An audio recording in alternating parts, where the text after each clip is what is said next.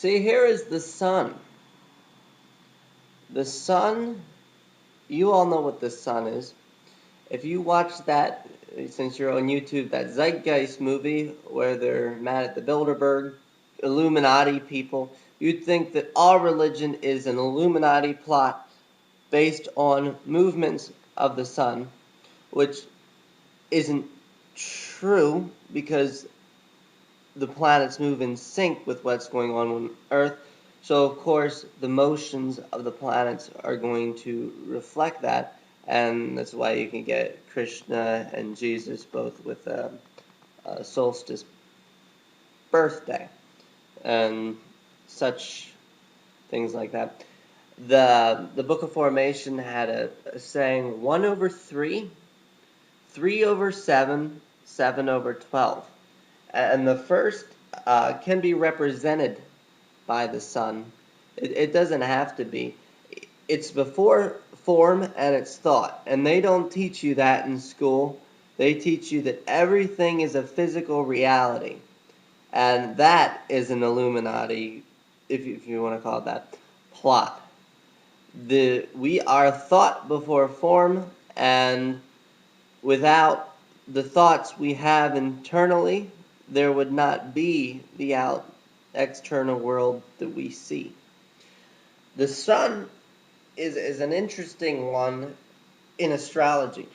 You look everywhere, look for numbers of 12. The 12 tribes of Israel, the 144,000, the sun, 12 tribes of Israel. Your tribe would be where you, that was actually back in the day, if you look, councils were chosen for government by what sign they were born in, because they each possessed certain qualities. And if you do your research on that, even within the absolutions you might have, it's pretty awesome.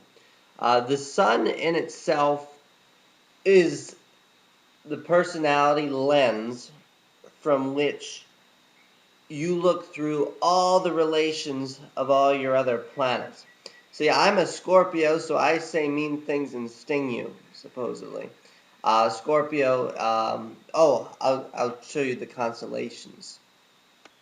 Okay, here they are, and that abstract little writing you'll get in the newspaper underneath your birthday will be what it means for the sun being in one of these signs. But this is more than just the zodiac of little animals in the sky. This is the truth of a circle.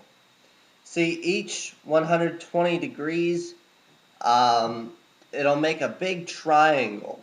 And 120 degrees is a harmony. And there are harmonies based on an element. You remember, up in the sky, it's fire. Everything is chaos. But from the ground is the emotion, is the framework of empathy, is the water. I just watched all that house stuff I was talking about back, and I thought if I didn't know what a house was, I would not understand the thing I just said. So I'm going to put that in there. Maybe watch that one again after you watch this version. Each house has a ruler constellation. And what's kind of cool is it starts with Aries, and it's always going to go in order. And it's going to match the fire, earth, air, and water. But it's based on what sign in the sky is rising at the time of your birth. So the first house it can be Aries, but it's not necessary.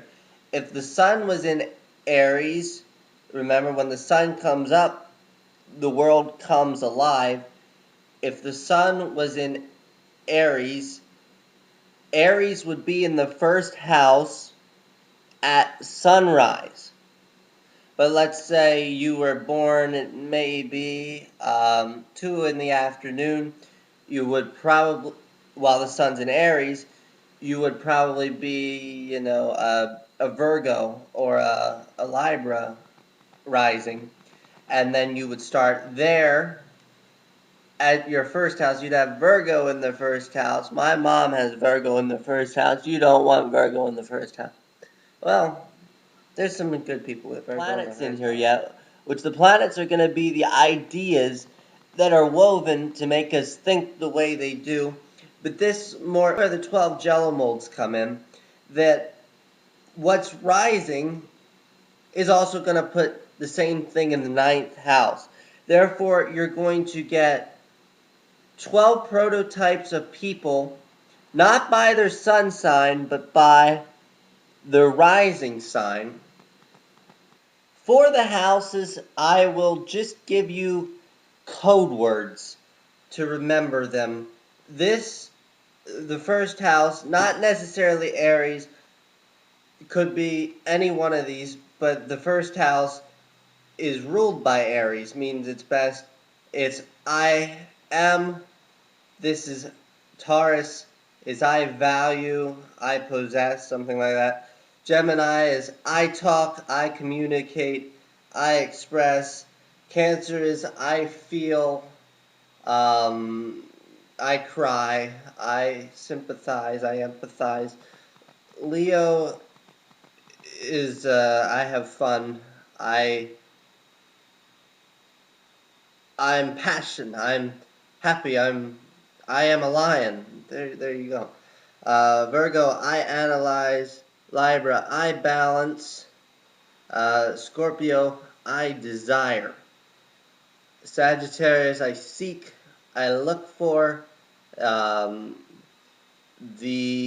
Capricorn is, I lead, I take the role, I take the initiative, I initiate maybe. Aquarius, I innovate, they're pretty good ones.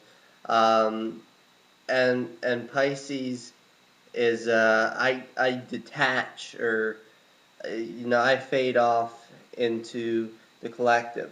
Now, with Jello Mold Psychology, I do have code names for these houses, as long as it's a typical 2 signs in each, because it makes it better. An Aries wanting to be a fire, wanting to be earth. This would be the helper.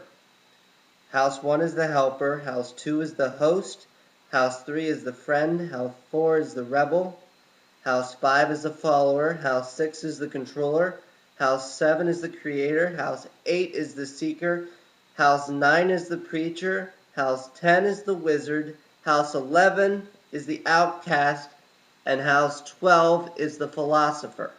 Now, time itself is non-linear. All lines lead to circles.